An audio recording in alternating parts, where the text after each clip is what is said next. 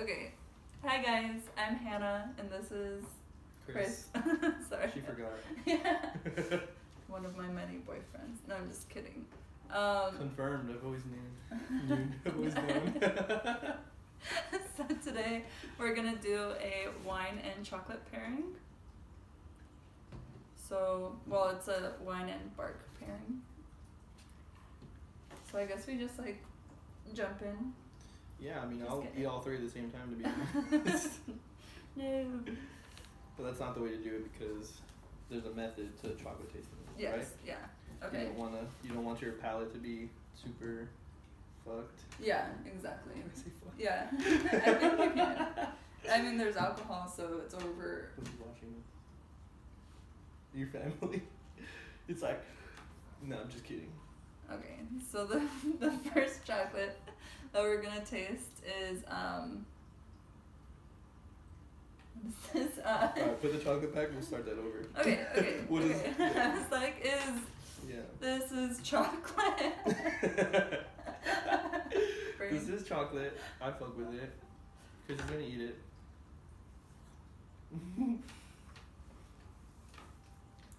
Okay, so the first chocolate that we're going to taste is a white chocolate bark with candied orange slices and homemade chamomile salt, which sounds weird. You say chamomile? Chamomile, Chamomile.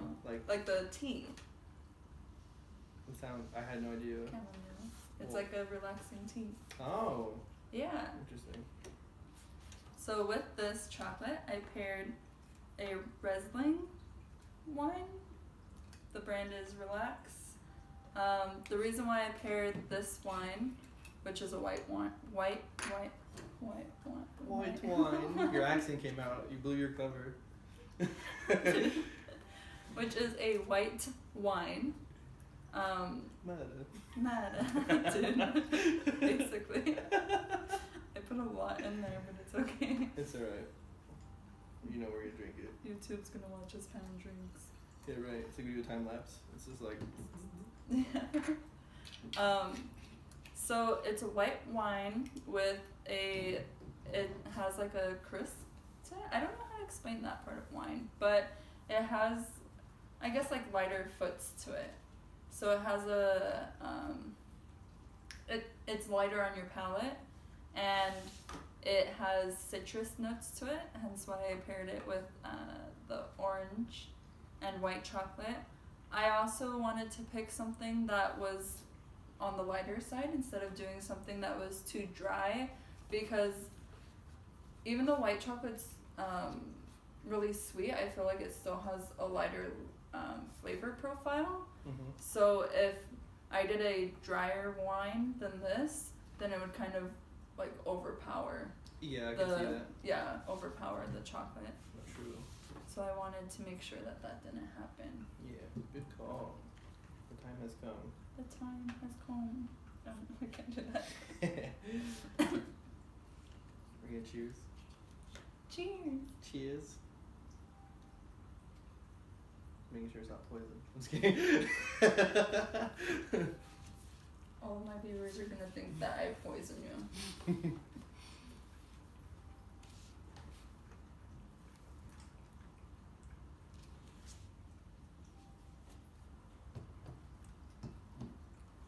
I think it complements it really well. I agree. But this is just so good by itself, though, to be honest. Yeah, that's fair. I think the bark is pretty sweet, and then the wine with it kind of helps make it like a lighter dessert. Definitely. Like, I feel like this is a dessert that I could eat on like a hot afternoon. You know, Mhm. like sit outside, chilling with a glass of wine and then some bark. Yeah, no, I think like what's like so good about it is that this doesn't wash out the flavor of the chocolate. Cause I was like a little sad that this is the first one we're eating because this one's my favorite one.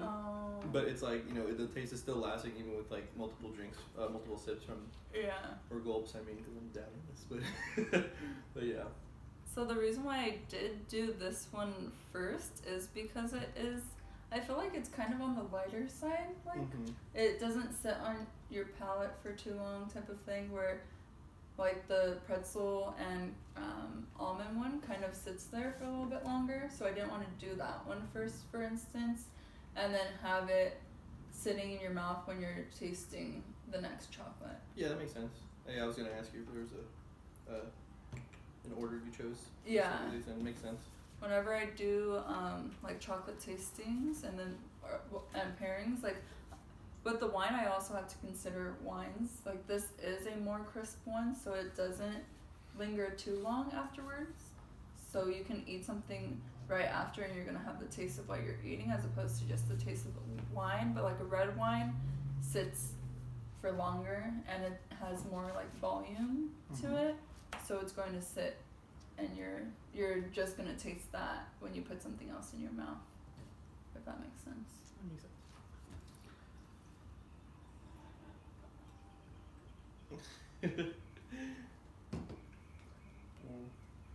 Is it weird that I really like the salt? No, honestly, the salt caught me off guard because I didn't remember it from the last time you let me taste it. And yeah, I was like, whoa! It was a good surprise, and it complements it like super well. Yeah. Like, it's one of those things where like sweet and salty is always a good combination, but it's something I always like underestimate. I'm always just like no, like does sweet and salty really work together? Like, right. Like sound like saying it aloud, but like when you do have it, it really is like such a distinct taste that it's so complementary to each other that it's like a shame when you finish. Right? Because now I just want to eat more of that. Yeah, exactly, dude. Because like we crave salt, so it's like right. It's such a crazy just like cyclical like flavor like compliment where it's like you want to eat more, but it's sweet, but it's salty, and you crave it, so it's just like yeah. It is crazy because it's just like, okay, but I can eat 5 more pieces now. Definitely. Even though you're not supposed to. Yeah, because I don't have a big sweet tooth, but like, dude, I will eat a whole box of those things. I really love orange with chocolate. I feel like I've rarely had that pairing, because obviously I only get like store-bought chocolate and stuff, so it's a thing where Snickers with orange. No, I don't think that's a flavor. I mean, orange has, I feel like candied orange compared to eating an actual orange, they're already different flavor profiles in themselves. Yeah. So then eating a candied orange and having it paired with chocolate, like you would think, oh well, but the orange, like you already added more candy to it, like isn't that going to be too sweet?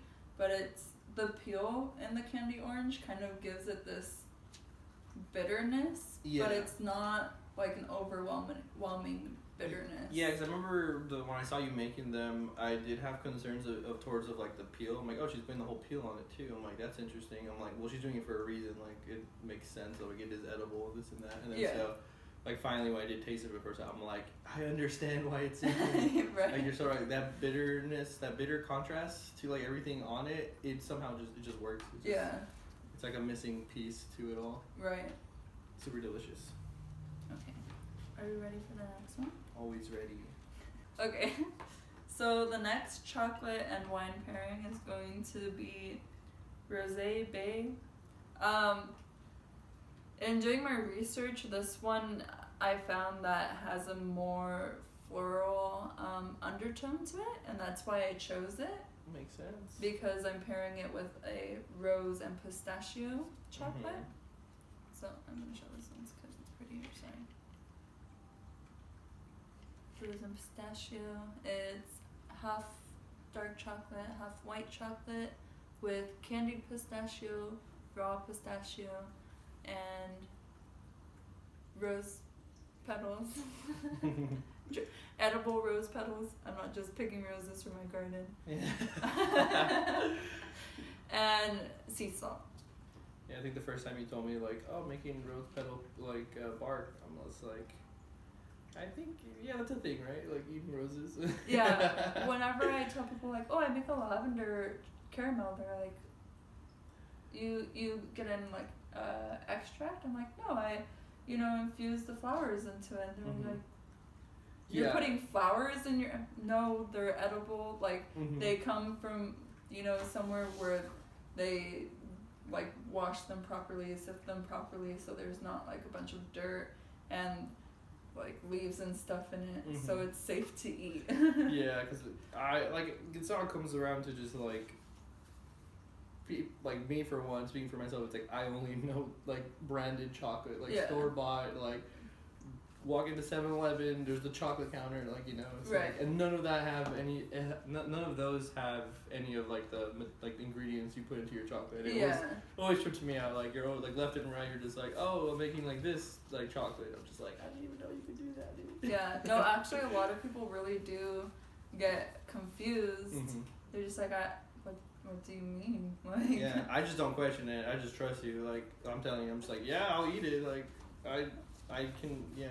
I'm not saying that I have doubts in like your chocolatier prowess, but it's more in the sense of like, well, I've never had anything of this before. Yeah. Like I'm gonna eat it because like I know you know what you're doing. Yeah, definitely. And I've noticed too, like with some of my flavors, until somebody tries it, like they're not really, they don't. Like from hearing what the flavor is, they're not like, oh, that sounds so good. They're like, that kind of sounds weird. Yeah. And so people will ask me like, well, what do you recommend? And I'm like, well, these. Okay.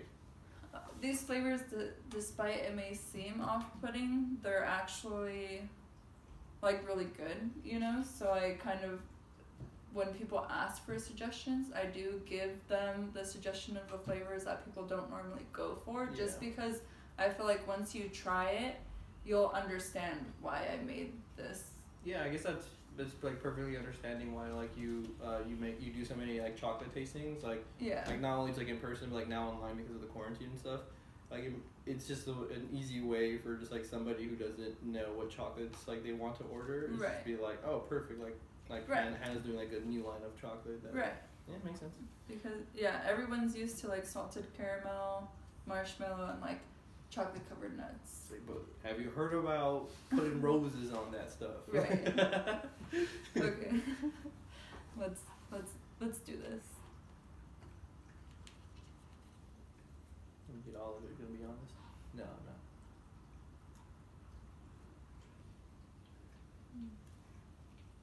It's like this is a classic bark because I was there when you were making them a bunch like earlier in like the year.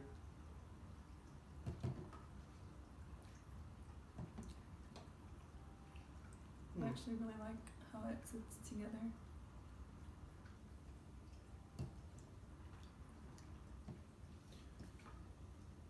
What do you think? I'm trying to taste the wine, but I'm not a good wine person. You're mostly just getting the chocolate. Yeah, the chocolate is just overpowering it, and it's just more of like washing it down kind of thing. But it's not like countering the bark. It's more just like it's just tasteful. Yeah. It's not like it's like nothing, to be honest. It's weird.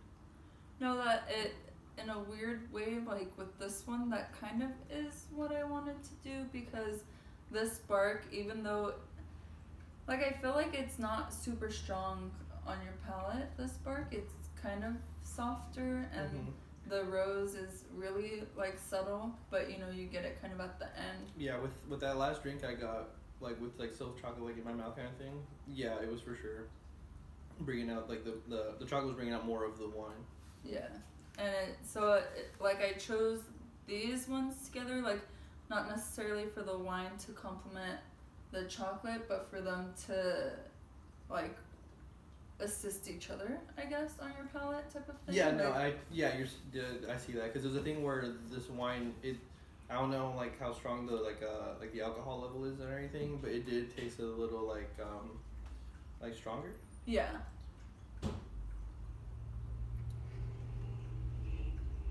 Sorry, I just wanted to pause real quick. Good one. It's funny because drinking this wine alone, I didn't like it that much. I could imagine that, and that's what I was saying. Like when I was drinking, I'm just like, I don't understand like this wine, because it's like exactly what you said. Like drinking it alone, I probably wouldn't enjoy it too much. Yeah. But with the chocolate, makes it possible. Yeah, exactly. It's definite. It's like, you know how like Bailey's, you normally wouldn't drink Bailey's by itself. Yeah. Okay. Yeah. It's Perfect like example. this is the chocolate is your mixer basically for this wine. Yeah. Perfect. So now if I want a bottle of that wine by to myself, I need like a tower of that the rose pistachio bark. It's like perfect. That's so funny. I didn't even think about it like that, but yeah, you're right. And I feel like this is a good, like I feel like this, this is a good like romantic, like taking someone on a date, like pairing. Well, aside from the name of the wine. But I was gonna say like the label of it. Yeah, no, I agree. The label's really pretty. The Rosé color. Bay. No, totally. It's you take someone out and buy that bottle for them. The color of like the bark itself is really like romantic, I guess. Oh, the bark making a heart, and then the wine bottle. And then the flavors together, like it's really like not sensual, but it's really relaxing and like I guess freeing in a sense where it's I don't know how to explain it. But you know what I mean? I can kind of get an idea what you're trying to explain, but it's calming. Okay. Let's do it again. Let's want more of that wine in. Round two.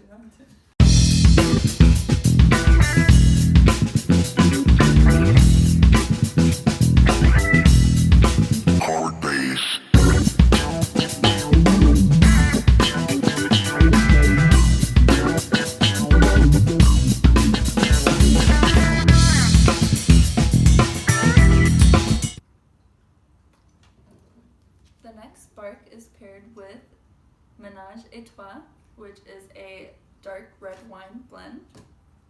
I love red wine.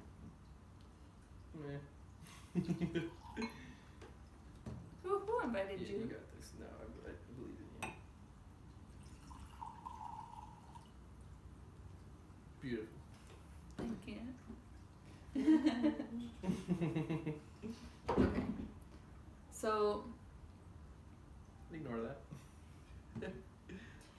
So this wine is paired with a dark milk chocolate. I can explain what dark milk chocolate means. That has chopped up pretzels, cayenne candied almonds, and sriracha salt. That's kind of a mouthful. So let me explain how I made this bark, because I feel like this one is kind of more complicated from like the sound of Yeah, it. from the sound of it, there's like multiple different like the flavors, like all like attacking each other. Yeah. So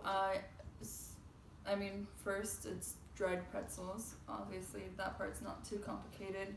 But the next part for the cayenne candied almonds, what I did is I took almonds and when you candy nuts, there's two ways you can do it. You can do dry sugar, and you just caramelize the sugar and coat the nuts, which is better for pre-roasted nuts. But I always make candy nuts with raw nuts, so I put it in a sugar syrup type of thing. So I cook the sugar to 120 degrees Celsius, then I add in my nuts. I stir it until it kind of has this grainy sugar texture. Then normally people wait until later to add their salts and whatever other seasoning, but then is when I add my salt and my cayenne in this instance, just to kind of help those have the caramel taste to it as opposed to it being an added taste on top of the caramel. So I want the taste of the cayenne to sit with the nut instead of you getting a nut flavor, a caramel flavor, and then the cayenne flavor. So you kind of strain some of the sugar, add your nuts back in, and then I add the cayenne and I add some salt, and then you caramelize the sugar that's coated around the nuts. And then you lay it out, let it harden, and then from there you use it as you please. In this case, I chopped it up and put it on some bark. And then sriracha salt, it's kind of, you take sriracha flavoring and I don't know how to explain to make flavored salts. It's like smoking. Normally it would be in a block. You like when you smoke it in a block, and then you grind it down to salt. So in this instance, it's kind of similar to that. So the reason why I put these flavors together is someone asked me to make a pretzel bark, and I try my best to make all my ingredients fresh and make everything from scratch. Sorry, as much as possible. And dried pretzels are not really reasonable for me, at least, to make at home.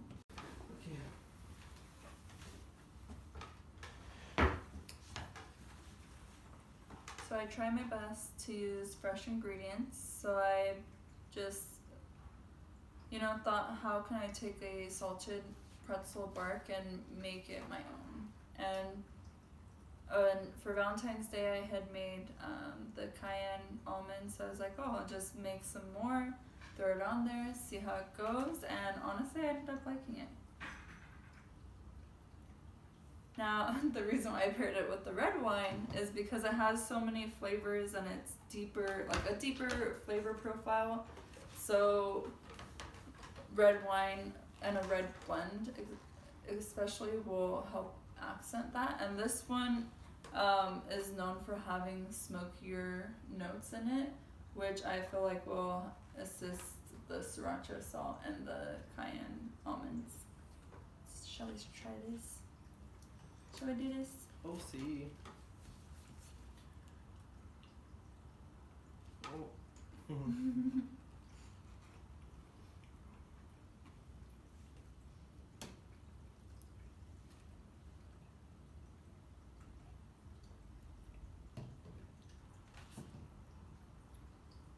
It's a good pairing. Mhm. This wine is so rich. Mhm. Works really well with this bark. Yeah. Like, I'm not big brain like you to explain it, but I can see it.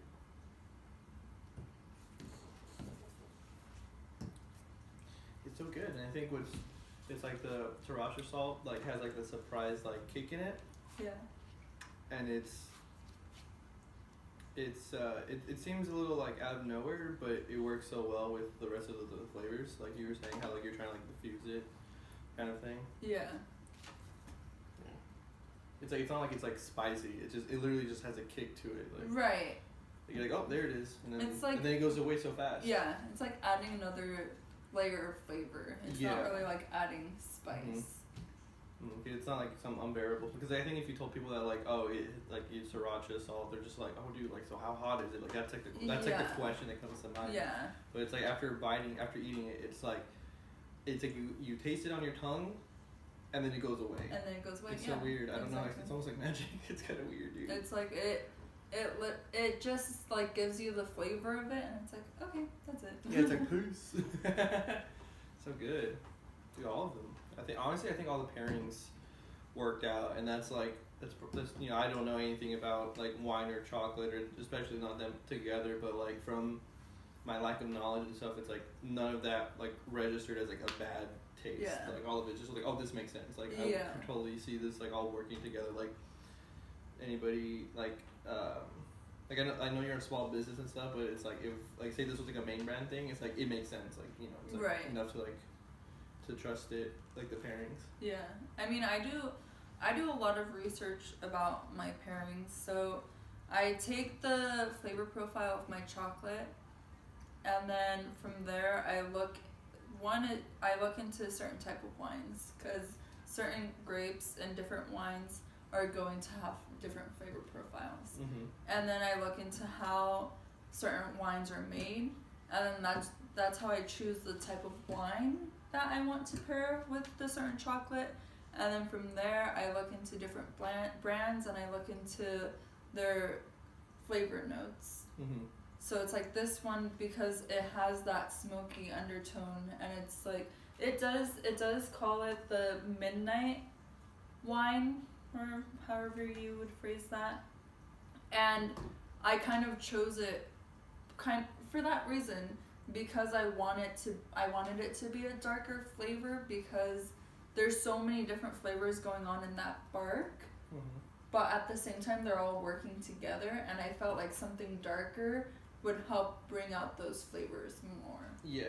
And it's like with the rosé, how I wanted it to be more of, you're eating that bark with that wine as like a mixture, as opposed to like, oh, I'm gonna drink some wine, I might as well eat some chocolate too. Yeah. Like, what I want to do is I want to take chocolate and wine, sometimes whiskey or rum, and I want to be able to have them together like it's a meal. Yeah. Because there's so many parts of the food industry where there's a lot that goes into the process of making certain things, and we're shown that in the chocolates that I make today, and like how I'm talking about the wines, so pairing things with each other helps bring out those flavors that you wouldn't necessarily taste. Mm-hmm. When you do a wine tasting, you don't just taste it the first time and you're like, oh, it has these notes. Yeah, you keep smell coming it, at it, yeah. then you put it down, then you taste it, then you put it down, then you like swirl it and then taste it again. Mm-hmm. And that's why, like, when I taste whiskey, I never just chug the whole thing, because you're not going to get all of the flavors in one take. And I feel like pairing these chocolates with wine, it helps you, one, get some flavors of the chocolates that you wouldn't notice beforehand, and then two, get flavors of the wine that you wouldn't notice beforehand. Mm-hmm. Yeah. You put a lot of thought into these pairings, and Yes. it's crazy, yeah. And it pays off, because honestly, I feel like everybody's gonna love this pairing kit. Like, the effort you put into like these kits are just like so fascinating. Like, and then being able to hear you explain them more, just like, oh, this for chocolate and wine. It's like the passion is there. Yeah. It's like the thought process is like shown. Like, it's. I mean, it's so much research. You know how like much I've been working this week. No, yeah, you're grinding. Like, staying up late, waking up early, working through the day, like it. I mean, but it most of the time it's fun. Obviously, there's gonna be moments where it's not fun, but with this wine pairing, I really did have a lot of fun, and then tasting them together, it was really a lot of fun to, see my chocolate flavors being brought out by the wine, and then two, like, getting to taste wine. Mm-hmm. Well, Don't forget the wine. I just feel like a lot of people are afraid to step out of their box and try a new wine, so I feel like this also would help. Yeah, true, yeah, because there might be like, other thoughts about these wine pairings where it's like, oh, maybe, like, no, that the rosé bay, it's like, it's actually pretty good without the chocolate. Like, it's like, I can drink the, you're so right. Like, exposing different, flavors out there. Yeah. Doing it. Mm-hmm. Well, I guess that's all, yeah? Yeah. We're done. I hope you guys found this helpful in learning how to pair some wines with chocolate. Maybe I'll work on doing a video of pairing some wines with my chocolate and then some wines with store-bought chocolates, to help people who aren't really close enough to order my chocolates have an idea of how to pair certain wines with get different... like the closest to it, Yeah. I hope you guys enjoyed it, and thank you for watching. I hope you guys all have a good night. Yeah. Thanks. Ooh, killed it.